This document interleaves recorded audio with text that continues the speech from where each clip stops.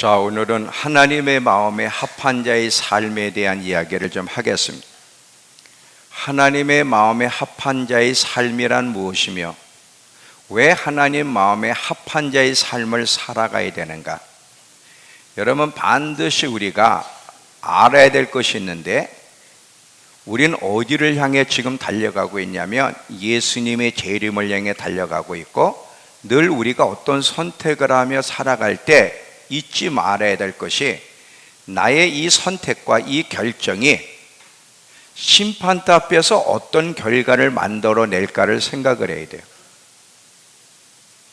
우리 모든 그리스도인들은 그냥 살고 끝나는 것이 아니라 우리의 모든 삶을 먼저 심판대 앞에서 주님과 계산을 하고 심판을 받고, 그 심판 결과에 따라서 어떻게 영혼을 보낼 것인지를 결정하기 때문에 항상 우리는 무엇을 바라보며 오늘 하루하루를 살아야 되냐면 심판대를 생각하면서. 여러분이 성경을 보면 특별히 사도들의 그 이야기, 사복음서도 그렇고 바울 서신서도 그렇고 사도들의 이야기를 보면 처음 서도를 쭉 복음을 진행하다 어디서 결론을 맺냐면 마지막 때 심판대의 결론을 맺어요. 주님이 오신다, 우리 모두는 심판대에 서야 돼, 어떻게 서야 되며 준비해야 될지, 이렇게 결론을 맺어가는 것을 보게 됩니다. 반드시 여러분, 주님이 곧 오시고 우린 심판대 앞에 설 건데 어떻게 설 것인지를 정말 생각을 하셔야 돼요. 왜냐하면 이건 사실이고 여러분의 영원한 운명을 결정할 거기 때문에 그렇습니다. 자, 왜 하나님 마음에 합한 자의 삶을 살아가야 되느냐? 이게 마지막 때를 준비하는 길이기 때문에도 그런데, 먼저 서론을 이야기하면서 이 문제를 풀어가도록 하겠습니다. 이 기름을 준비하는 일을 절대로 소홀히 하지 마세요. 열처녀 비유를 보면 지혜로운 다섯 처녀는 항상 기름을 늘 신랑이 올 때까지 준비했지만, 어리석은 다섯 처녀는 기름을 준비하는 일을 소홀히 했어요. 이 기름을 날마다 잘 준비하느냐 소홀히 하느냐는 신랑을 맞이할 수 있느냐 없느냐, 혼인잔치에 들어갈 수 있느냐 없느냐를 결정하기 때문에 절대로 기름을 충분히 준비하여 신랑을 기다리는 일을 절대 게을리해서는 안 돼. 이 신랑을 기다리는 이 마음, 열정은 우리의 신마음 가지고는 안 돼. 반드시 기름이 있어야 되는데 이 기름이 뭐예요? 성령의 불이에요. 성령의 불이 있어야만 내면이 불붙고, 내면이 불붙어야만 우리의 신앙이 뜨거워지고, 신앙이 뜨거워져야만 하나님과 관련된 것에 열정과 초점이 맞춰져. 하나님을 알아가는 일에도 열정을 드리고, 그리고 마지막 때를 준비하는 이 모든 일들은 내면이 불붙어야 되는데, 내면이 불붙으려면 반드시 기름이 있어야 돼요. 어리석은 다섯 처녀도 처음에는 기름이 있었어요. 처음에는 기름을 가지고 불을 붙이고 있을 때는 정말 신랑에게만 초점을 맞추고 열정적으로 신랑을 기다렸지만, 불이 점점 꺼져가는데도 기름을 준비하지 않아서 계속 불이 꺼져갈 때, 내면의 불이 꺼져가니까 어떻게 됐다는 생각하는 거예요.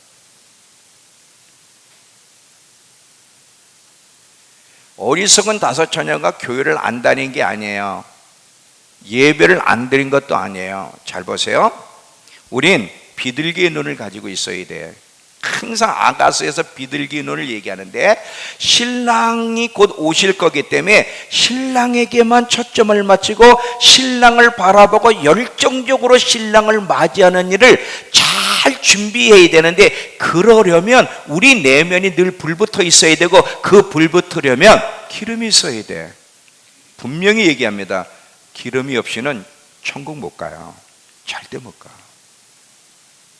제가 이번에도 이걸 빨리해서 설교를 해가지고 대성통, 여러분 그 영상을 보셨어야 돼. 그 영상을 제가 보냈는데 2,000명이 모이는 교회, 어떻게 뒤집어졌는지를 막, 그 중고등부 애들이 이래 언니가 누구, 이 갑자기 주아 같은 아이 막 가진 애가 막 울면서 막 쭝얼쭝얼거리는 거예요. 근데 인도네시아 말을 알아야지 뭐라고 쭝얼쭝얼거리는. 그래서 나중에 우리 간사님들한테 쟤네들이 뭘 저렇게 쭝얼쭝얼거리면서 우냐 그랬더니 살려주세요, 살려주세요, 용서해 주세요. 마음이 타치가 된 거예요. 말씀이 그 마음을 건드리고 나니까 뭐라 그러냐면 용서해 주세요, 살려주세요 울부짖는 거야.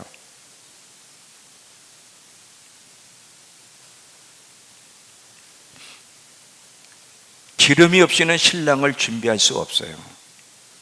신앙이 미지근하고 열정이 꺼지는 사람은 살려달라고 울부짖어야 돼. 정말이야. 내면의 불이 꺼지는 만큼 하나님과 거리가 멀어지고요, 내면의 불이 꺼지는 것만큼 우리에게 주어질 영광으로 더 멀어지게 돼 있어요. 절대로 내면의 불을 꺼뜨리면 안 되는데, 내면의 불을 꺼뜨리지 않으려면 반드시 기름을 충분히 준비하는 일을 소홀히 하지 말아야 되는데, 기름은 어디서 삽니까? 골방에서 사요. 항상 하나님 앞에 머무는 일을 소홀히 하지 말아야 되는데, 두 가지가 방해를 해. 세상이 방해를 하고 육체가 방해를 해요. 육체는 하나님 앞에 나가는 일을 그렇게 싫어해. 또 이 세상은 절대로 우리로 하여금 하나님 앞에 머무는 시간과 마음과 열정을 절대로 안 줍니다. 이 어리석은 다섯 처녀가 왜 기름을 준비하지 않았냐면, 하나님께 초점을 맞추는 게 아니라 자기에게 초점을 맞추면서 이 세상에서 더 나은 삶, 편안한 삶, 성공에 초점을 맞추다 보니까 기름을 준비하는 일, 하나님 앞에 나가는 일을 소홀히 하고, 그러다 보니까 불이 꺼지고, 그러다 보니까 미지근해지다 보니까 주님을 못 만나는 거야. 어느 때는 어떤 사람이 내 마음속에 들어와 있어.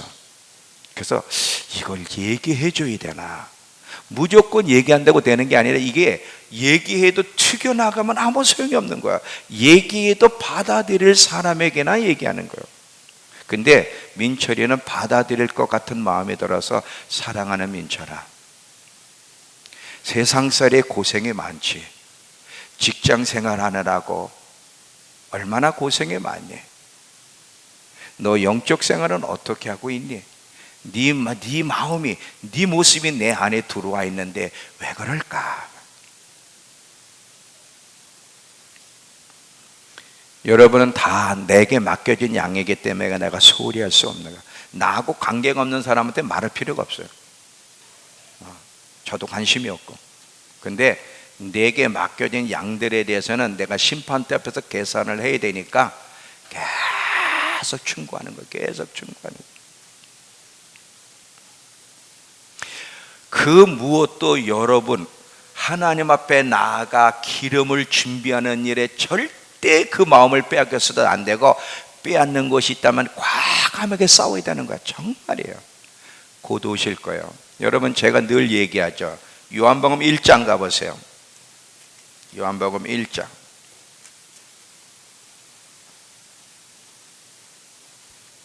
(9절서부터) 11절을 보시면,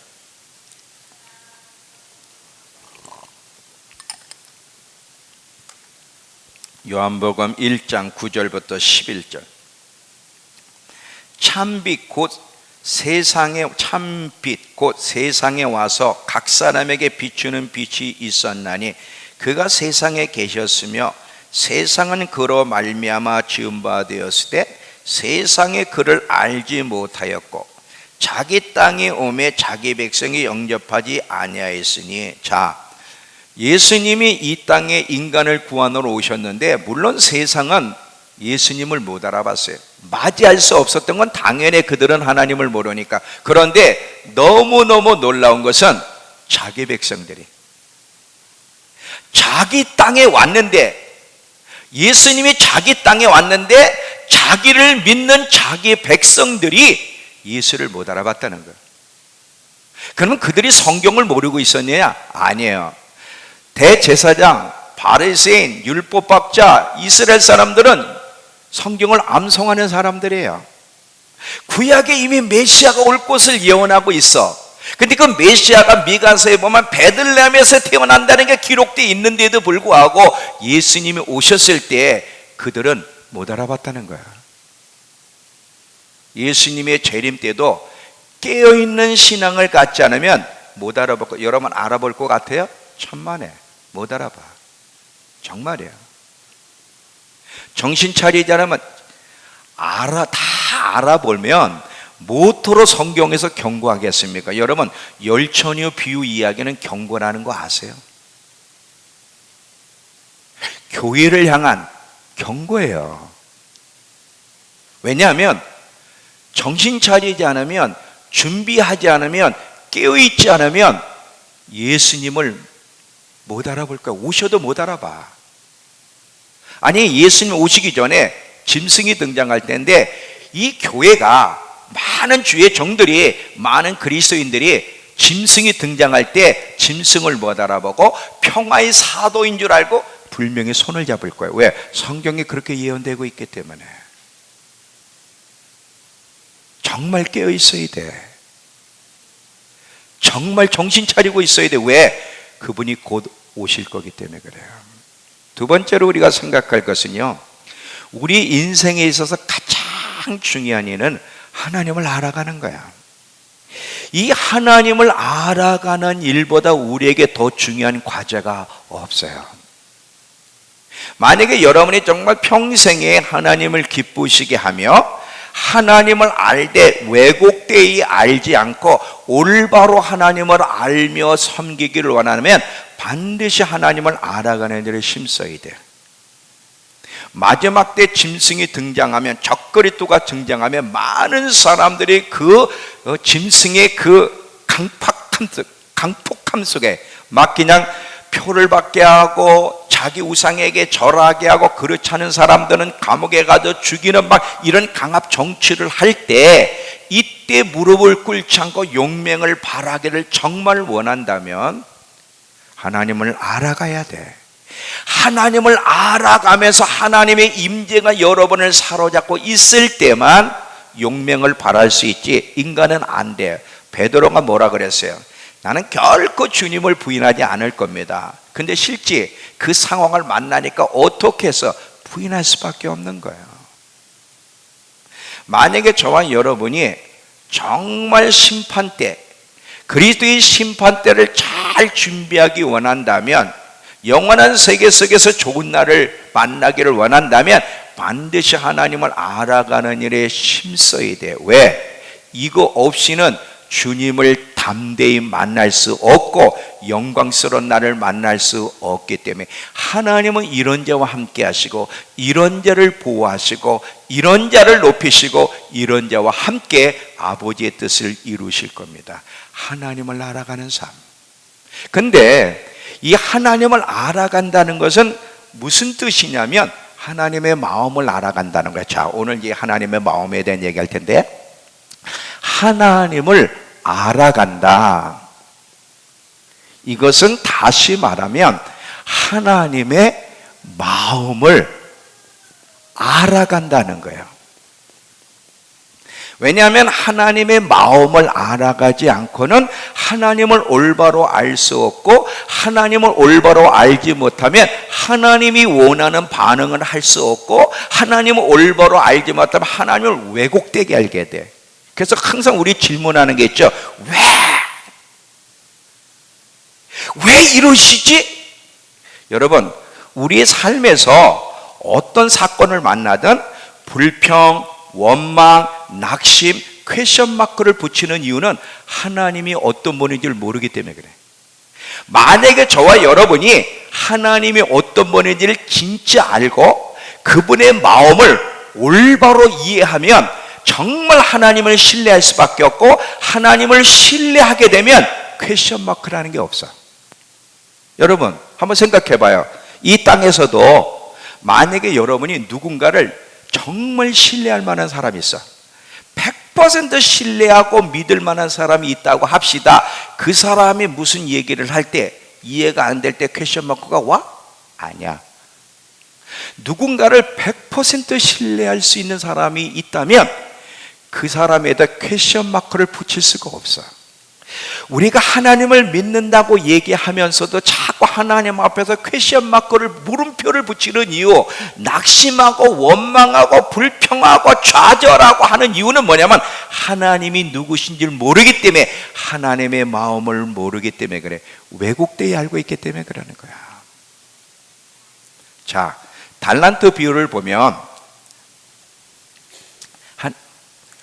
한 사람에게 5달란트를 줬고 한 사람에게 2달란트를 줬고 한 사람에게 1달란트, 재능에 따라 나눠줬어요.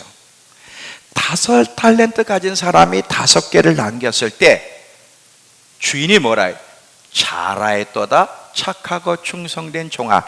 이 사람은 그 맡긴 주인 하나님의 마음이 뭔지를 알았어요.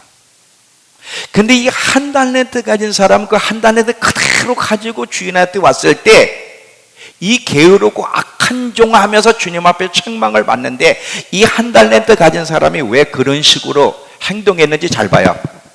당신은 너무 엄격하고 심지 않은 데서 거두고 해치지 않은 데서 모으시는 분이라고. 얼마나 하나님을 왜곡되게 알았으면 그런 식으로 반응할까.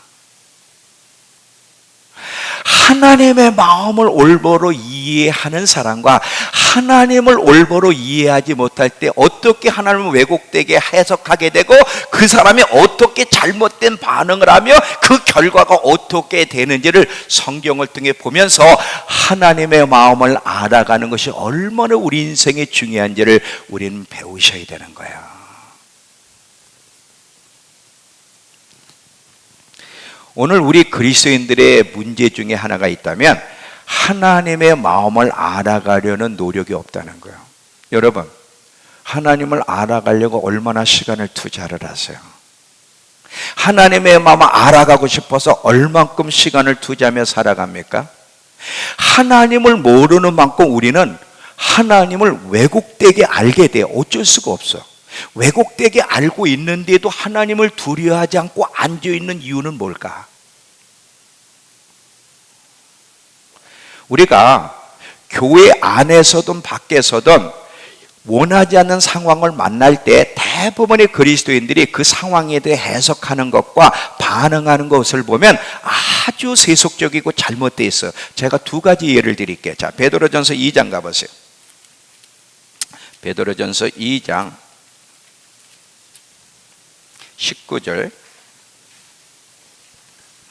19절서부터 23절까지 보시면 부당하게, 애매하게 이런 말이죠. 부당하게 고난을 받아도 하나님을 생각함으로 슬픔을 참으면 이는 아름다우나 죄가 있어 매를 맞고 참으면 무슨 칭찬이 있으리요. 그러나 선을 행함으로 고난을 받고 참으면 이는 하나님 앞에 아름다우니라.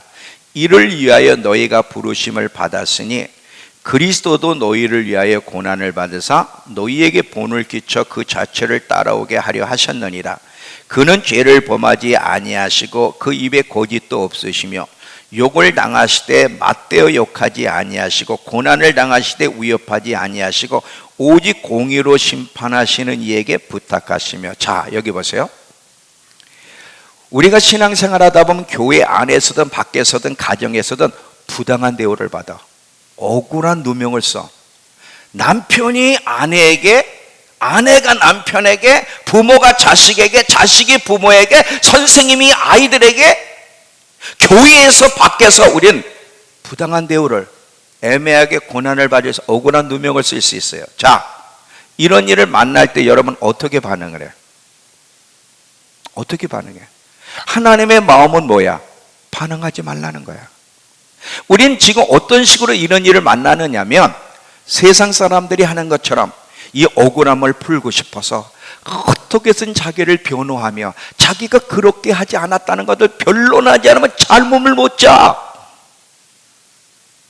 그 화병이 나는 거야. 변론을 못하면. 그런데 하나님이 뭐라고 해? 대응하지 말라는 거예요. 자, 뭐라고 얘기냐면 네가 나한테 맡기면 내가 억울함을 반드시 풀어줄게. 예수님도 그래서 고난을 받을 때 맞대응하지 않고 아버지께 맡겼다 그랬잖아. 만약에 하나님을 정말 믿는다면 우리가 부당한 대우를 받을 때 대응할까 안 할까? 안 하지. 근데 왜 대응을 해? 안 믿으니까. 자, 이번엔 또 하나 보세요. 18절을 봐. 위에 18절에 사환들아 종들아 권위 아래에 있는 사람들아 범사의 두려움으로 주인에게 순종하되 선하고 관용하는 자들에게만 순종할 뿐 아니라 까다로운 자들에게도 순종하라 그래. 자, 여러분, 아내 여러분, 남편이 어떻게 까다롭게 하든 그 남편의 권위를 존중하고 순종하는 아낙네들 손 들어봐.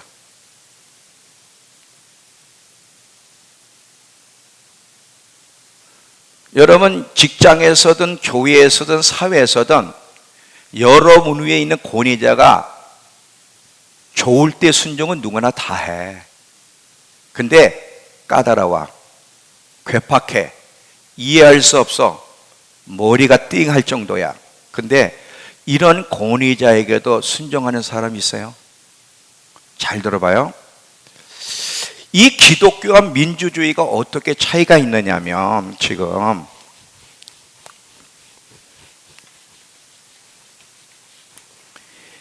민주주의와 기독교는 달라요. 어떻게 달라요? 달라요. 민주주의는 인본주의, 인간이 중심이에요. 인간의 뜻, 인간의 견해, 인간의 해석, 인간의 반응이 중요해요. 그 다수결의 원칙이 중요하잖아요. 기독교는 신본주의예요. 신본주의에서는 항상 하나님이 중심이에요. 하나님의 의도, 하나님의 마음, 하나님의 뜻, 하나님의 반응이 중요한 거지 사람의 생각과 뜻과 의도와 반응은 중요하지가 않는 거예요. 기독교는 신본주의예요. 하나님이 뭐라고 하셨느냐가 중요한 거예요. 세상 사람들이 뭐라고 했느냐가 중요한 게 아니라 세상 사람들이 어떤 것을 인정하느냐가 중요한 게 아니라 하나님이 어떻게 하라고 하셨느냐, 하나님의 마음과 뜻이 무엇인지가 중요한 거예요. 근데 애매하게 고난을 받으면 하나님은 어떻게 하라고? 대응하지 말라는 거예요. 하나님께 맡기고.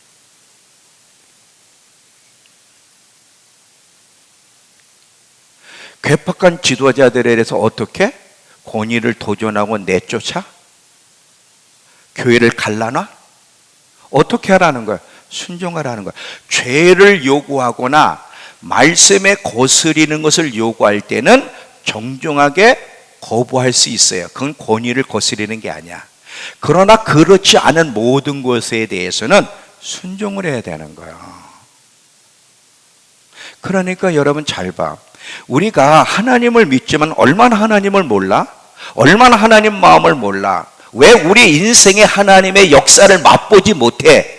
근데 사실은 여러분, 육신의 생각은 사망이라고 내가 인본주의, 민주주의 사고방식에 따라서 반응할 때 그것이 하나님과 대적관계를 형성한다는 사실을 알아야 되는데 그걸 모르고 있는 게 지금 문제라고. 하나님을 알아갈수록 하나님이 원하는 반응을 하게 되고 하나님을 모르면 하나님이 원하는 반응이 아니야. 자기가 원하는 반응, 세상이 원하는 반응은 하나님의 뜻을 거스를 때가 많다는 사실을 기억하면서, 그래서 하나님을 알아가야 되고 하나님의 마음을 알아가야만 하나님을 올바로 알게 되고 하나님이 원하는 반응을 하며 살아가게 되는, 이게 그리스도인의 삶이에요. 이런 그리스도인들이 이 땅에 몇 퍼센트나 있을까? 자, 성경에는 절대로 세상 방법을 따라가지 말라고 계속 이야기를 하는데 두 가지만 볼게요. 로마서 12장.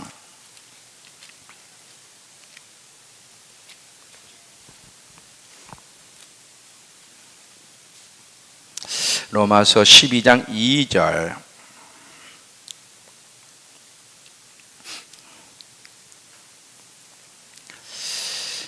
너희는 이 세대를 본받지 말고 이 세상 사람들이 살아가는 모습, 이 세상 사람들이 하는 그런 해석과 반응들, 이 세상 사람들이 해결하려고 하는 그 방법들, 이런 것들 본받지 말고 오직 마음을 새롭게 함으로 변화를 받아 하나님의 선하시고 기뻐하시고 온전한 뜻이 무엇인지를 분별하라.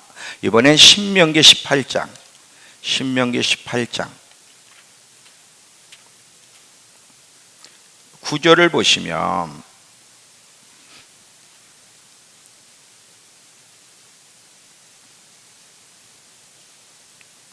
내 하나님 여호와께서 내게 주시는 땅에 들어가거든 너는 민족들의 가증한 행위를 본받지 말라 그랬잖아요. 이 말이 무슨 뜻이냐면 메시지 성경에서는 이렇게 표현되어 있어요. 너희가 가서 사는 그 땅, 가나안 땅 사람들의 역겨운 생활 방식을 본받지 말라 이렇게 돼 있어요.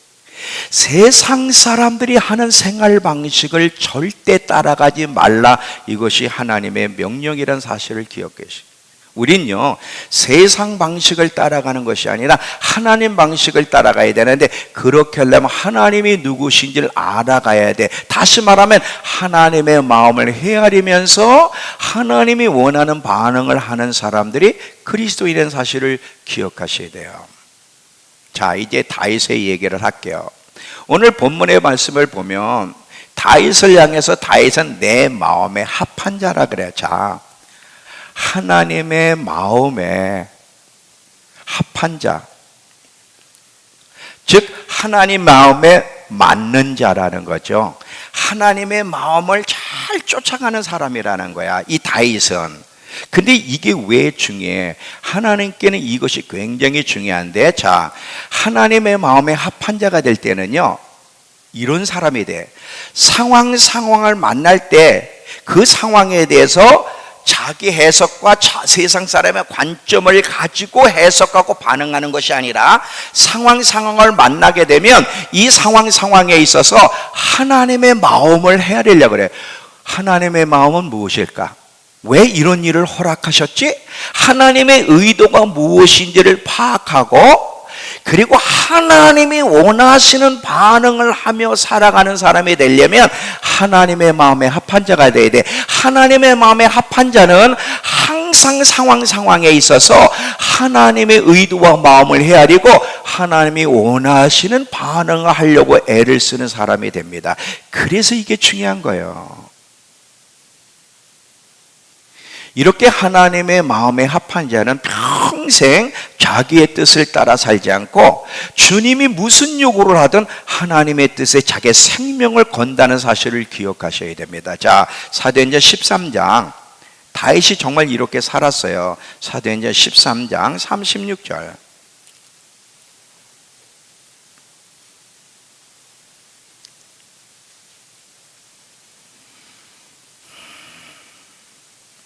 자, 36절. 다윗은 당시에 하나님의 뜻을 따라 섬기다가 잠들어.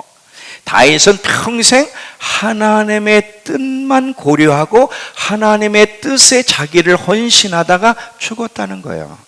근데 이것이 어떻게 가능해? 하나님의 마음에 합한 자가 되면 이것이 가능하다는 거지. 자, 여기 보세요. 우리가 문제를 만날 때 우리는 어떤 식으로 반응하는지를 한번 봅시다. 다윗과 우리의 차이를 보면서 왜 하나님의 마음에 합한 자가 돼야 되고 이것을 주님이 원하시는지를 알아야 되는데, 자, 우리가 문제를 만나요. 어려운 상황을 만나면 대부분 우리는 어떻게 반응하느냐면, 하나님의 뜻이 뭐지? 왜 이 일을 허락하셨지? 하나님의 마음이 뭔지를 헤아리려는 것보다 대부분은요 그 문제 해결에만 초점이 있어요. 아픈 사람은 아픈 거 치유, 재정이 쪼이는 사람은 재정 문제, 가정의 문제는 가정 문제, 대부분의 그 문제 해결에만 급급하다 보니까 하나님의 마음을 놓칠 때가 너무 많아. 아니, 하나님 마음은 관심이 없어요. 그냥 관심은 뭐냐? 문제 해결이야. 병 치유, 돈 빨리 생기는 거, 사업이 잘 되는 거, 이게 목적이지 왜 이런 일을 허락하셨지? 여기서 하나님의 목적이 뭐지? 하나님이 나한테 뭐라고 말씀하시? 이 헤아리는 마음은 거의 없어. 이게 우리의 모습이에요. 근데 다윗은 그렇게 안 했다는 거야. 잘 봐요. 다윗은 문제를 만날 때마다 빨리 문제가 해결했으면 좋겠다. 여기에 초점이 있는 것이 아니라 문제를 만날 때마다 다윗은 하나님의 마음이 뭐지? 왜 하나님이 이런 일을 허락하셨지? 여기서 하나님의 의도와 목적이 무엇일까를 찾고 하나님의 마음을 헤아리고 하나님이 원하시는 반응을 하며 산 사람이 다윗이야. 내 마음에 합한 자. 이게 진정 그리스도인의 모습이에요. 원래 하나님이 우리를 창조하시고 구원하실 때는 이런 사람이 되라고. 이런 사람이 되라고. 우린 예수 믿지만 천국을 얘기하지만 얼마나 하나님과 동떨어진 삶을 살아가고 있는지를 여러분들이 이해를 하셔야 돼요. 자, 그러면 우리도 다윗처럼 하나님의 마음에 합한 자가 되어야 되는데 어떻게 하면 하나님의 마음에 합한 자가 될 수 있을까? 반드시 하나님 마음에 합한 자가 되는 법을 배워야 돼요. 왜냐하면 이것이 하나님을 기쁘시게 하고 이것이 하나님 마음을 사로잡고 하나님은 이런 자를 높이고 이런 자가 영광스러운 나를 만나는 거예요. 물론요, 하나님 마음에 합한 자가 안 됐다고 해서 꼭 지옥 가는 건 아니에요. 우리가 정말 예수를 믿고 거듭나서 믿음 안에서 살아가는 사람은 천국 가지만 하나님의 뜻을 아는 것과 모르는 것은 우리의 영원한 세계 속에서의 우리의 영원한 운명을 결정하는 거기 때문에 정말 신중해야 돼. 이해가 되세요? 자, 이순애 권사님 눈 감지 마. 그래도 우리 이순애 권사님은 바뀌어지려고 노력하고 있는 게 보여.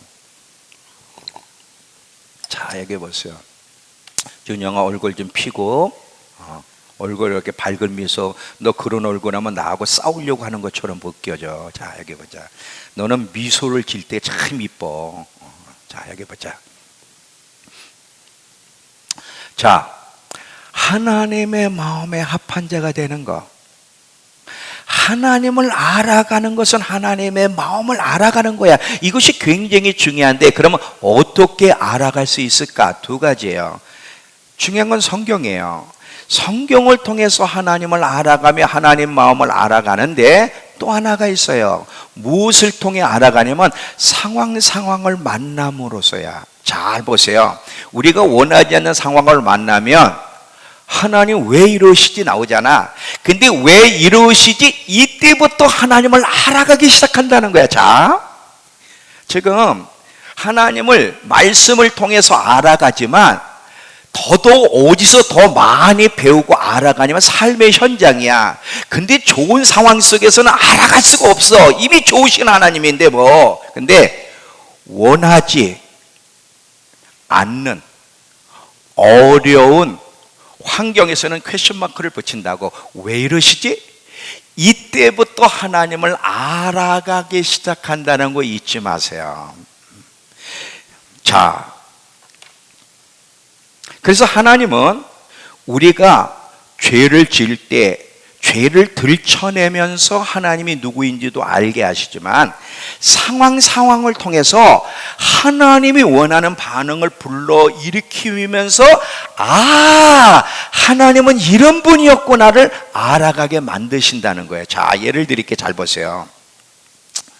하나님을 정말 알아가게 되면 하나님 마음을 헤아리게 되면 퀘스천 마크가 없다 그랬잖아요. 자, 아브라함 얘기를 할게요. 아브라함을 하나님이 선택하셨는데 하나님이 아브라함을 선택하신 목적은 모리아산에서 이삭을 바치는 데까지 온전한 믿음, 하나님이 무슨 요구라도 퀘스천 마크, 질문 불평하지 않는 선까지 가는 게 목적인데, 근데 아브라함을 잘 보세요. 아브라함의 그 여정을 보면 여러 가지 실수를 해요. 여러 가지 실수를 통해서 하나님이 어떤 분인지를 알아가는데 근데 이 과정을 통해서 어디까지 자라냐면, 여러분 생각해 보세요. 25년 만에 자식을 약속으로 주셨는데 그 약속 이삭을 제물로 바치려는 거야. 이게 얼마나 황당한 이야기야. 얼마나 불평이 있을 수 있습니까? 여기에 질문이 없는 사람이 어디 있어요? 왜? 하나님이 약속을 울고 왜 바치라고 합니까? 퀘션 마크를 붙일 수 있잖아요. 그런데 성경을 보세요. 이 일에 아브라함은 불평도 안 하고 질문도 안 하고 퀘션 마크도 붙이지 않고 즉시 떠났어요. 즉시 떠나서 이삭을 제물로 바칠 때 하나님이 막으셨어. 그때 뭐라 하냐? 이제야 네가 나를 정말 믿는구나. 경외하는 줄 알았느나 그래. 자, 아브라함은요 어느 정도까지 하나님을 믿고 신뢰했냐면, 자기 이삭을 바칠 때 하나님이 살리실 걸 믿었어. 아니, 안 살려줘도 나는 100% 주님을 신뢰할 수 있어. 주님이 무슨 요구를 하도 나는 순종할 수 있어. 이건 하나님이 어떤 분인지 알 때만, 하나님의 마음을 온전히 이해할 때만 나오는 모습이에요.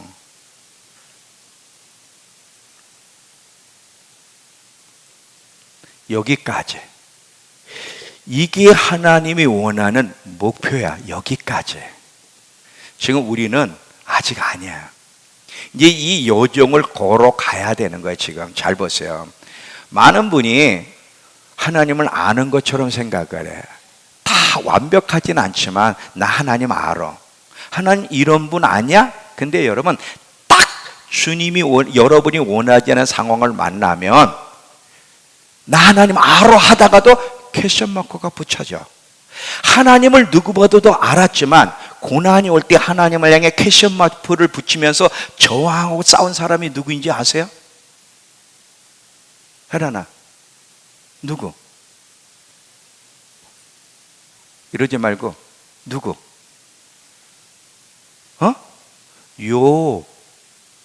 욥만큼 하나님을 잘 아는 사람이 없어. 하나님도 욥을 자랑했잖아요. 자, 오늘 저녁에 왜 하나님이 사탄의 말을 들어줬을까? 자, 지금 하나님이 사탄에게 너 내 종 욥을 봤니?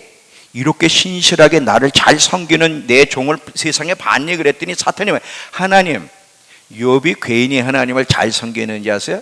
사업을 잘 되게 해줬잖아요. 사업을 주님이 보호해 줬잖아요. 저거 사업 한번 쳐보세요. 대번에 주님을 원망하고 등을 돌릴 거리요? 그랬더니 그럼 너 한번 그렇게 해봐. 자, 하나님 왜 사탄의 요구를 들어줬을까? 아니, 하나님이 사탄의 요구를 들어주시는 분이야? 왜 하나님이 사탄의 요구를 들어주셨을까? 요구를 안 들어주면 욥이 어떤 선택할지 몰랐을까? 왜 하나님이 사탄의 요구를 들어주셨을까? 이따 저녁에 가르쳐 드릴게요. 저녁에. 이 욥기서를 보면요, 욥은 자기가 하나님을 완벽하게는 아니지만 그래도 잘 알고 있다고 생각했어요. 근데 이 엄청난 고난이 오니까 계속 욥이 퀘션 마크를 붙이는 거예요. 여러분 알잖아. 막 저항을 하고 퀘션 마크를 계속 왜 계속 싸우잖아. 나중에 하나님이 등장해서 너 나와봐. 나에 대해서 항변하고 퀘션 마크 붙인 너 욥 나와봐. 네가 천지를 만들 때 언제 나하고 동참했었니? 너 물고기, 이 짐승도 속성 내가 다 만들 때 너 이 속성 알아? 네가 이거 할 때 나와 동참하며 내 지혜를 네가 깨달은 적이 있네. 네가 이 상황을 알아? 자기가 얼마나 무식한지 그때 아는 거야. 자기는 천지를 창조하셨을 때 하나님의 그 신비, 그분의 그 지혜, 그 마음을 전혀 모르고 있는 존재. 욥은요, 고난을 통해서 자기가 얼마나 하나님을 모르고 얼마나 어리석은 사람인지 그때에 깨달아. 항변하다가 주님이 등장하니까 뭐라 그래요? 더 이상 말 안 하겠습니다. 어리석은 자가 어리석은 소리를 했습니다. 더 이상 이해하지 않겠습니다. 이 과정을 통해서 욥은 진짜 자기가 누구인지, 얼마나 어리석은 소리, 불평, 원망, 퀘션, 이 어리석은 말은 하나님 모를 때 나오는 거야. 욥이 하나님을 만나고 진짜 하나님을 알고 나니까 입이 다물어지더라 이거지.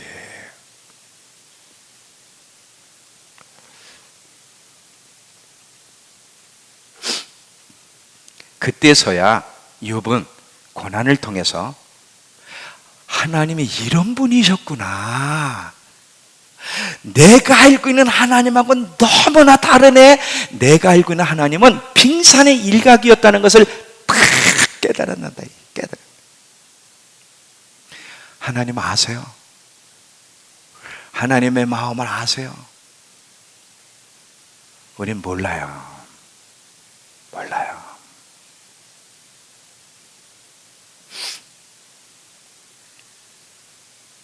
왜 하나님의 마음을 알아가야 되느냐면, 못 알아가면, 하나님 마음을 알아가려는 노력이 없으면 사건을 만날 때마다 등을 돌려 하나님 앞에 저항을 하고 낙심하고 불평하고 퀘션 마크를 붙이면서 하나님을 왜곡되게 생각하면서 계속 싸운단 말이지.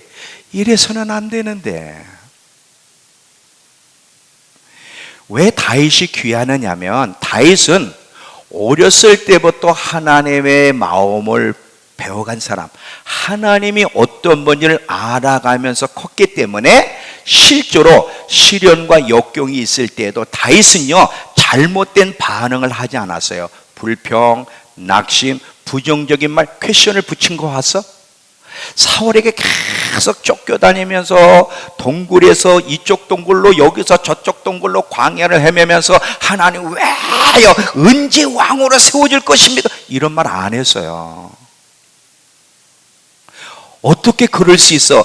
다윗은 어렸을 때부터 하나님을 알아가는 노력, 하나님의 마음을 알아가는 노력을 했고, 하나님을 알아가다 보니까 하나님에 대한 신뢰가 굳어지고, 하나님에 대한 신뢰가 있다 보니까 어떤 역경과 어떤 상황이 있든 불평과 낙심과 원망이 없이 끝까지 인내하며 기다리더라 이거지. 여러분, 하나님이 다윗에게 왕을 줄 때 한꺼번에 이스라엘을 다스릴 수 있는 그런 시간을 주지 않았어요. 40년을 통치했을 때 7년은 헤브론에서 유다만 통치하게 해주셔서, 그리고 7년 지난 다음에 33년 동안 전 이스라엘을 다스리게 했는데, 자 봐요. 아니 왕으로 기름 부었으면 한 10년 20년 고생시켰으면 그냥 왕을 줘야지, 또 왜 또 7년을 또 기다리게 해. 7년 유다만 다스렸거든. 그래도요 다윗은 불평을 안 하는 거야. 불평을 안 하는 거야. 왜? 다윗은 하나님을 너무나 신뢰하는 거야. 그분을 아는 만큼 신뢰하고, 신뢰하는 자에게는 퀘션 마크나 불평이나 질문이 없더라. 왜? 이제는 알아가고 있는 거야. 아주 성숙해가고 있다 보니까 지금 머릿속에서 물음표가 많이 지워졌어. 아직 조금 남았는데 많이 지워졌어. 지워진 만큼 입이 깨끗해지는 거예요. 사람은요, 뭐가 의인이야, 내가 의인인지 아닌지는 입을 보면 알아. 입을. 그래서 잠언서의 입 얘기가 그렇게 많아. 하나님을 온전히 신뢰하는 자의 입은 부정적이질 않아. 여호수아와 갈렙이, 잘 봐요 여러분, 여호수아 갈렙이 끝까지 하나님을 신뢰했잖아요. 그래서 정탐권 사건 때도 하나님을 신뢰하고 올라가자, 우리 이긴다. 근데 10명의 부정적인 보고 때문에 결국은 40년 동안 뺑뺑이 돌 때 여호수아 갈렙도 돌아서 안 돌아서? 거기 돌아. 근데 사실은 여호수아 갈렙은 자기들 죄 때문에 그런 게 아니야. 이 부정적인 반응한 사람들의 죄의 결과를 같이 겪었어. 같이 40년을 겪으면서 여호수아 갈렙이 불평했습니까? 안 했습니까? 안 했어요. 끝까지. 자, 민수기 14장 24절에 갈렙에 대해서 성경이 뭐라고 평가하는가 보세요. 민수기 14장 24절.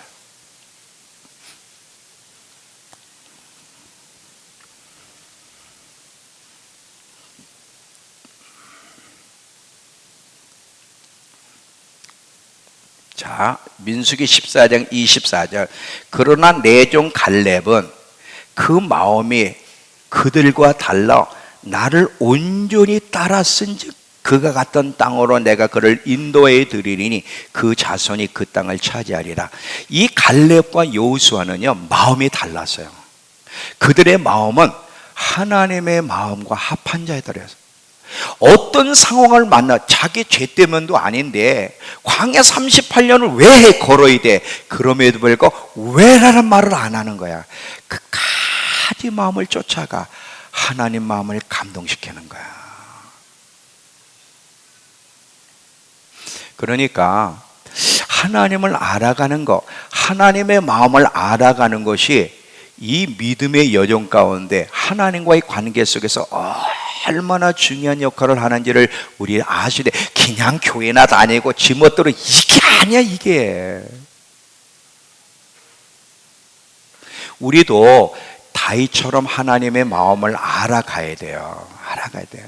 만약에 저와 여러분이 하나님을 알아가면서 다윗처럼 하나님이 정말 살아계신과 저와 여러분의 삶을 진짜 하나님이 통치한다고 믿는다면 우리는 왜란 말, 퀘션 마크를 안 붙이고 항상 자기 중심에서 부정적인 해석을 안 할 겁니다. 자, 사탄을 통해서 내 인생을 어렵게 허락하던 욥처럼 천사를 통해서든 상황을 통해서든 문제를 만났을 때 하나님이 어떤 분이 아는 사람은 부정적인 왜가 아니라 긍정적인 왜야. 자, 왜도 두 가지가 있는데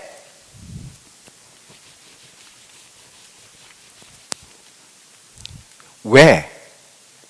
이 부정적인 왜는 항상 자기 관점에서 왜 이렇게 하십니까? 따지려고 하는 거고, 이 긍정적인 왜는 뭐냐면 왜 하나님이 이 일을 허락하셨을까?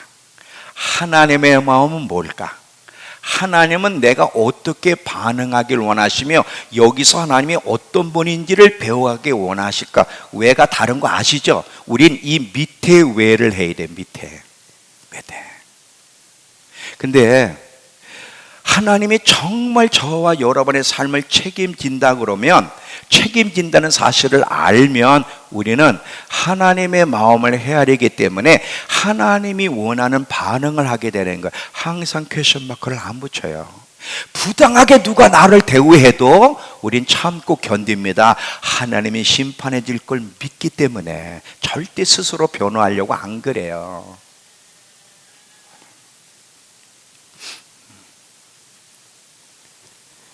이해가 되세요?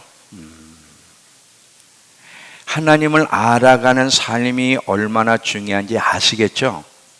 자, 돈 문제든 법의 문제든 관계 문제든 우리는 하나님이 원하는 방법과 원하시는 행동을 할 수도 있고요, 세상이 원하는 방법과 세상이 원하는 행동을 할 수도 있어요. 우린 둘 중에 하나를 선택하는데 어떤 걸 선택할 거냐가 우리 인생을 좋은 결과를 맺을 수도 있고 나쁜 결과를 맺게 할 수도 있다는 사실을 기억하시기 바랍니다. 하나님의 마음을 알아가는 거야. 신앙의 여정은 쉽지 않아. 교회만 다니고 천국 가고 좋은 날 만나면 다 천국 가게? 아니에요. 목사님 신앙이 어렵습니까? 어렵지. 마치 산을 향해 올라가는 것 같아. 계속. 사실이 그런데 뭐 억지로 여러분을 교인으로 잡아주기 위해서 무조건 좋은 얘기하면 안 돼. 예수 믿으면 천국 가지만, 예수 믿으면 잘 돼, 무슨 뭐 좋은 일만 일어날 것처럼 아니거든. 더 험난해요. 쉽지가 않아요. 주님을 대면할 때까지는 이 예수 믿은 이후부터 계속 산을 향해 올라가야 되는 거야. 근데 올라가는 만큼, 노력하는 만큼 체험하는 것들이 있어. 세상이 주지 못하는 거. 그 맛을 느끼기 때문에 올라갈 수 있는 거거든. 그것 때문에.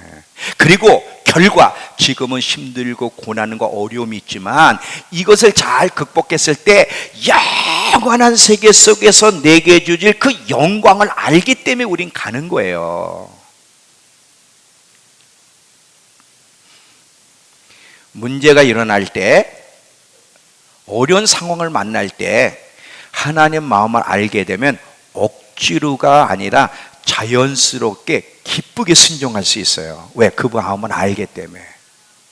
여러분, 사랑하는 사람이 무슨 요구를 할 때 그게 마음에 안 들어도 하잖아. 우리 민철이는요, 지금 지연이가 무슨 요구를 해도요 무조건 예스예요. 표정도 밝고요. 민철아, 오빠 서울에서 좀 내려와, 나 너무 힘들어. 그러면요 밤이고 뭐고 차를 타고 달려 나옵니다. 근데 이제 결혼을 딱 했어. 그래서 한 5년 6년 뭐 10년. 근데 갑자기 이제 지연이가 전화를 해. 여보, 나 힘들어 죽겠어. 그러면 정신 차려.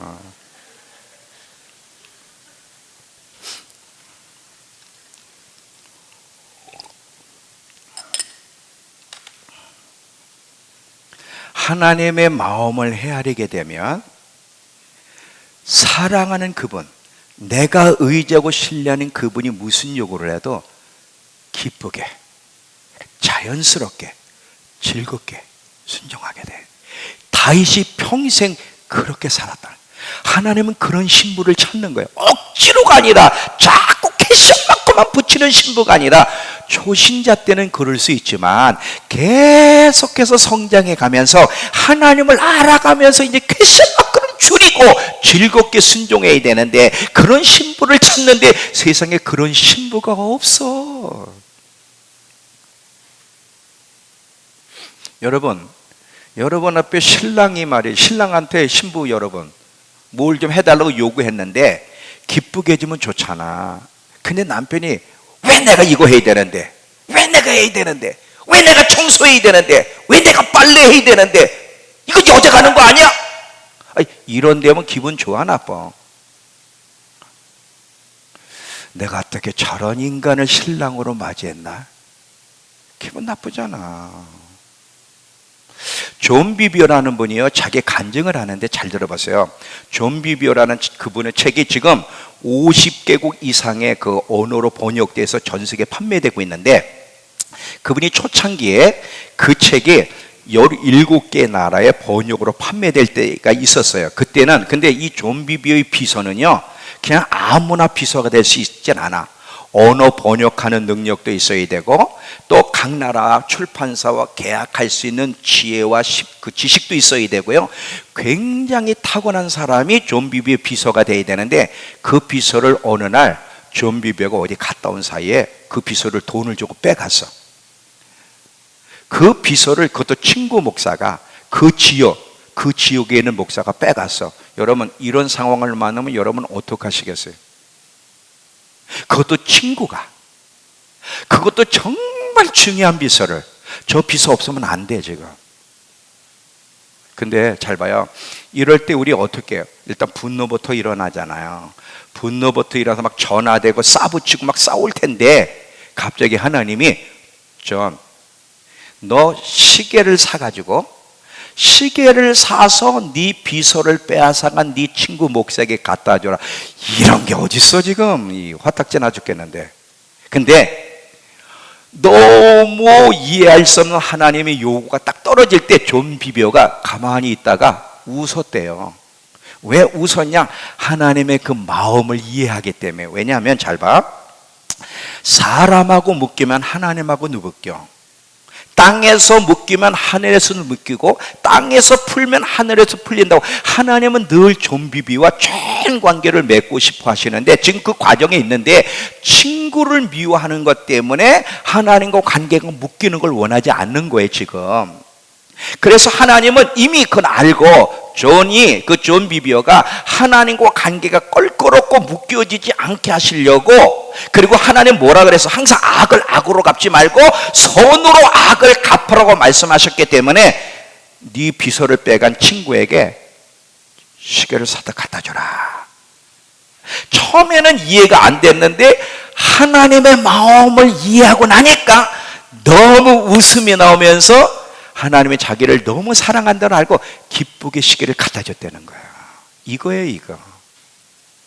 하나님의 마음을 헤아리게 되면 하나님이 무슨 요구를 해도 기쁘게 반응을 하는데, 다윗이 평생 이렇게 살았다는 거야. 왜? 다윗은 항상 초점이 자기가 아니야.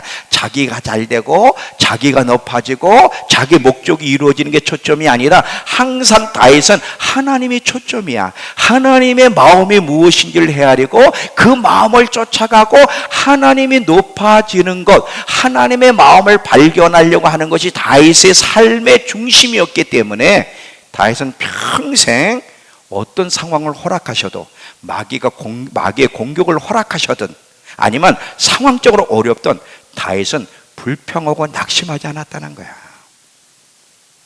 이해가 되세요? 내용이 어렵진 않죠?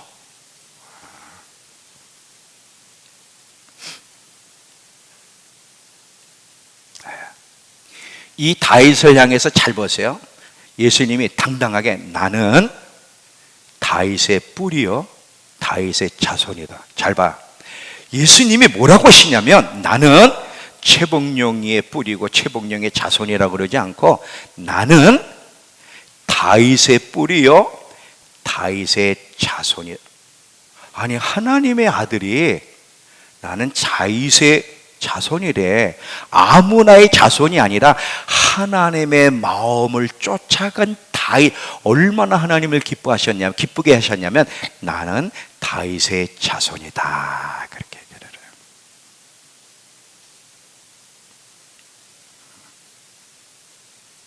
이제 결론이에요. 자, 하나님을 알아가는 삶이 얼마나 중요한지. 다시 말하면 하나님의 마음을 알아가려고 상황을 만날 때마다 왜 하나님이 이 일을 허락하셨고 하나님의 마음과 목적이 뭔지 내가 어떻게 반응하길 원하시는지를 늘 살피며 늘 그렇게 살아가려는 사람이 되는 것이 얼마나 중요한지. 이런 훈련과 노력을 하게 되면요 매 순간 큰 일이든 작은 일이든 매 순간 거기서 하나님을 발견하게 돼. 잘 보세요. 우리가 상황을 만나면 하나님을 거의 발견을 못해. 하나님은 어디 있냐고 얘기하는데 하나님이 거기 있는데. 자연아 일로 나와봐. 나와봐. 빨리 나와. 이거 영상 찍는 거야 지금. 자 영상이야. 빨리 튀어. 자 자연이가 여기 있어요. 내가 하나님이에요. 내가 여기 있어. 근데 얘가 자꾸 나한테 하나님 어디 있냐고 손가락질 해봐. 하나님 어디 있어요? 왜 이래요? 난 네 옆에 있어. 어디 있어요? 나 네 옆에 있다니까. 어디 안 느껴지는데 자꾸 이러고 있는 거예요 이게. 근데 왜 이러느냐? 하나님을 몰라서 그래요. 만약에 우리 사랑하는 자연이가 항상 매 순간마다 작은 일이든 큰 일에서 하나님을 발견하려고 노력하면 하나님의 마음을 헤아리려고 노력하면 그 사건이 크든 작든 하나님이 함께하고 있는 걸 느끼게 돼요. 느끼게 되면 어떤 일이 벌어지냐면 왜라는 퀘션 마크를 안 붙이고 힘들고 어려워도 상황의 해결이 안 돼도 거기서 찬양할 수 있고요 인내할 수 있고요 기다릴 수 있게 되고요 끝까지 하나님을 신뢰하게 되는 거예요. 그리고 이렇게 하나님을 알아가는 횟수가 많은 만큼 큰 믿음으로 자라. 다윗은요 믿음의 고인이야. 골리앗을 때려잡을 수 있었던 것이 바로 다윗이 믿음의 고인이기 때문에. 근데 믿음의 고인이 어떻게 생겨? 하나님을 알아가다 보니까 그 하나님의 임재를 매 상황마다 알아가다 보니까 하나님의 임재가 그에게 느껴지는 거예요. 하나님의 임재가 느껴지면 골리앗 어떤 상황도 두렵지가 않는 거예요. 이해가 되세요? 바울이 복음을 전하다가 엄청나게 매를 맞고 빌립보 감옥에 갇혔어요. 거기서 바울이 뭐 했어요? 신라하고 찬양을 했어요. 어떻게 그게 가능해요? 하나님의 마음을 아는 사람, 하나님을 아는 사람, 하나님이 자기와 함께하고 있다는 거 분명히 믿고 100% 자기 생명은 하나님의 손에 달려있다. 하나님의 허락하자면 누구도 자기를 죽일 수 없다. 내 운명은 하나님이 쥐고 있어. 하나님이 통치하고 있어. 분명히 믿는 사람은 그 상황 속에서도요 노래할 수가 있는 거예요. 근데 우리는요 조금만 일해도 낙심하고 우울해하고 절망하고 퀘션 마크를 자꾸 붙인다면 왜? 하나님을 너무 모르기 때문에. 매 순간마다 하나님을 발견하려는 노력, 하나님을 알아가는 노력, 이 씨름을 하게 되면 하나님의 마음을 이해하게 되고, 하나님의 마음을 이해하게 되면 어떤 상황 속에서도 절대 낙심하지 않고 끝까지 주님을 의지하면서 하나님의 역사를 볼 것이고, 그 사람은 믿음의 거인이 될 것입니다. 이런 믿음의 거인으로 자라갈 수 있는 저와 여러분에게 축원합니다. 자, 기도합시다.